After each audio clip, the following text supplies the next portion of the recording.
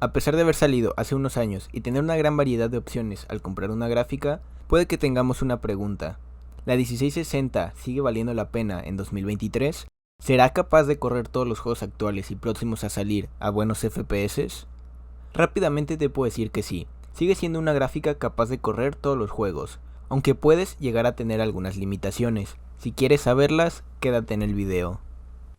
En este caso, contamos con la GTX 1660 Overclock de Gigabyte.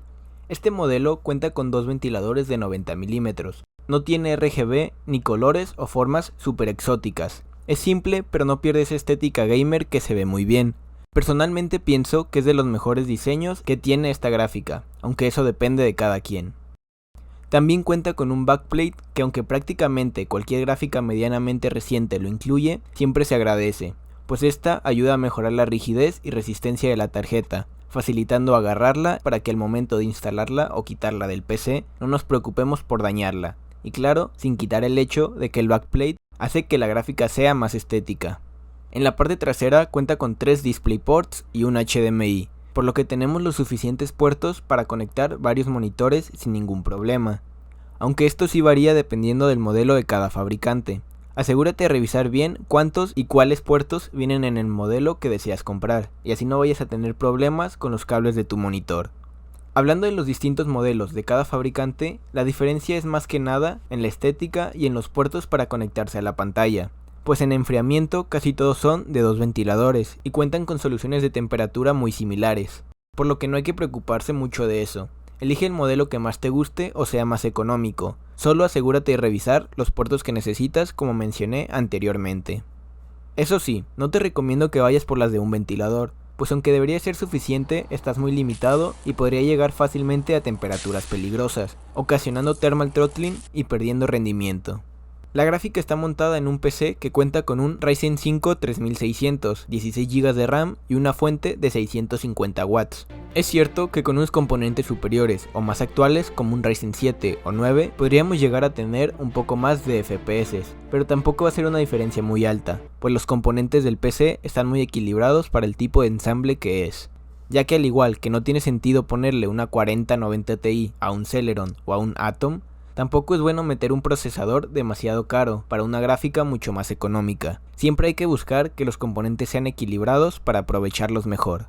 Todo está montado en un gabinete Cooler Master TD500. Tiene 3 ventiladores frontales, 2 en la parte de arriba y 1 en la parte de atrás, por lo que en temperaturas no vamos a tener ningún problema. En todos los juegos las temperaturas se mantienen en 70 grados o menos. Ahora sí, en juegos exigentes y de requisitos altos recientes como Resident Evil 4 Remake o Modern Warfare 2022, jugando con los gráficos al máximo en 1080p, tenemos el principal problema de esta gráfica, y es la VRAM, pues al contar solo con 6 GB ya se empieza a quedar corta en juegos muy recientes, pues las texturas en Ultra en Modern Warfare piden mínimo 8 GB para funcionar correctamente, y en Resident Evil 4 pide 12 GB para tener las texturas al máximo, obligándonos a bajar a texturas altas de 1 GB, siendo el máximo altas de 8 GB en Resident Evil 4, y bajando a texturas normales en Modern Warfare para así cumplir con los requisitos de VRAM, y no tener tirones, problemas de rendimiento o directamente que no cargue las texturas. Fuera del problema de la VRAM, si bajamos las texturas y todo lo demás lo mantenemos al máximo, como la iluminación, distancia de dibujado, etc., mantenemos una media de 40 FPS en Resident Evil 4 y 50 en COD,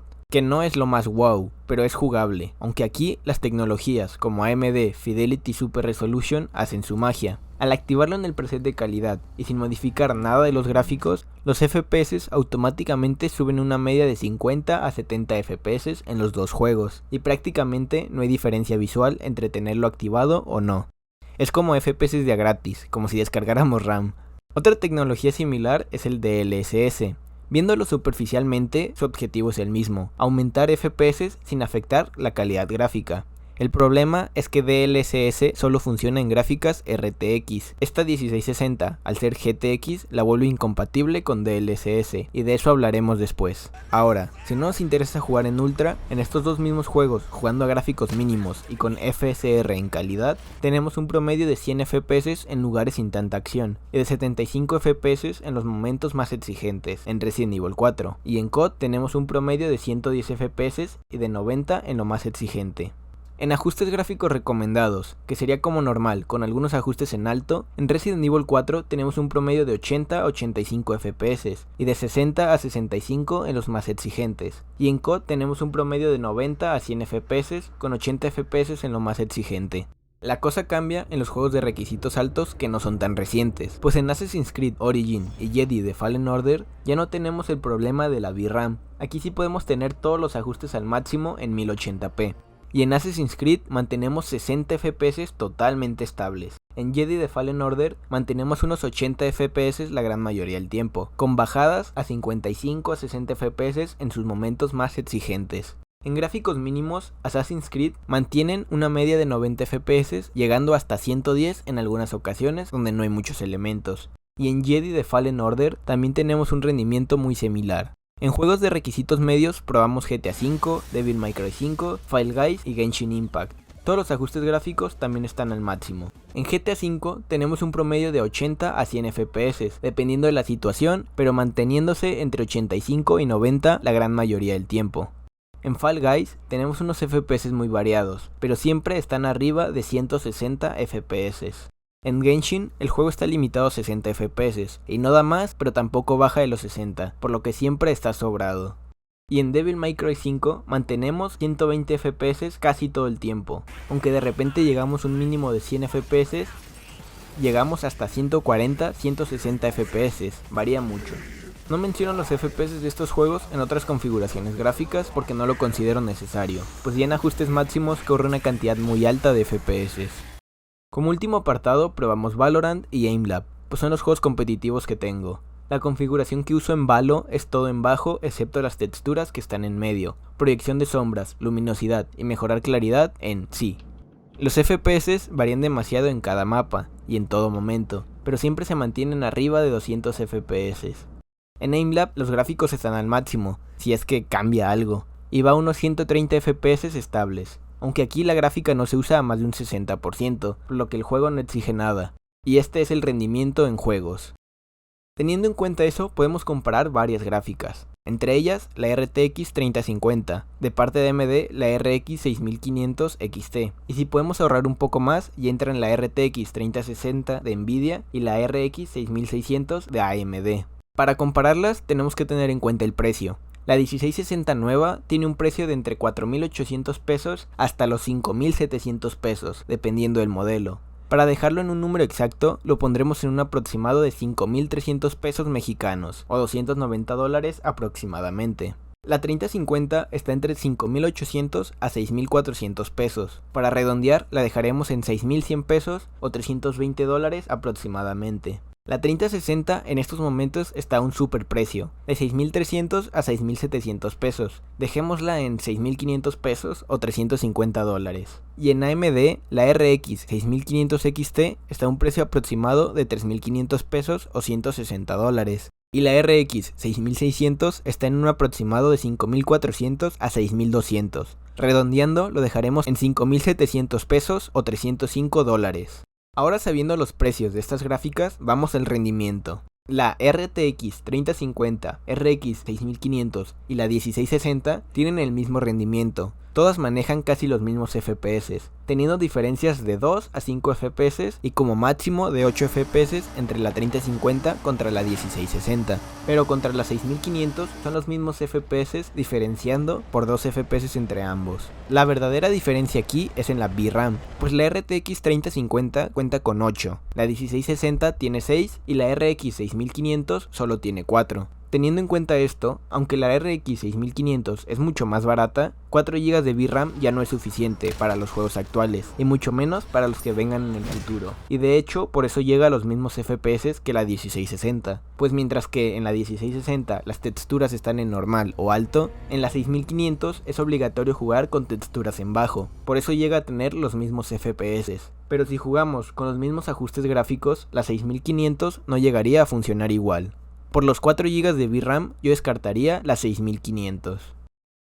Dejándonos solo con la 3050 y 1660. Por los 8 GB de VRAM recomendaría la 3050, pero no solo por la VRAM, sino que al ser RTX también nos incluye DLSS, que funciona algo mejor que el FSR de AMD. y nos permite tener un poco más de FPS, pero la verdad tampoco la recomendaría, pues la 3060 cuesta solo de 200 a 400 pesos más que la 3050. Entre la 1660, 3050 y la 3060 ya hay una diferencia notable, pues la 3060 tiene un promedio de 30 FPS más que estas otras dos gráficas. O sea, si una 1660 o 3050 tienen 60 FPS en Assassin's Creed, en la 3060 tendríamos 90 FPS. La 3060 también cuenta con 8 o 12 GB de VRAM, siendo una opción mucho más viable para juegos recientes y futuros. Y si solo son 200 a 400 pesos más, la 3060 se vuelve la mejor opción.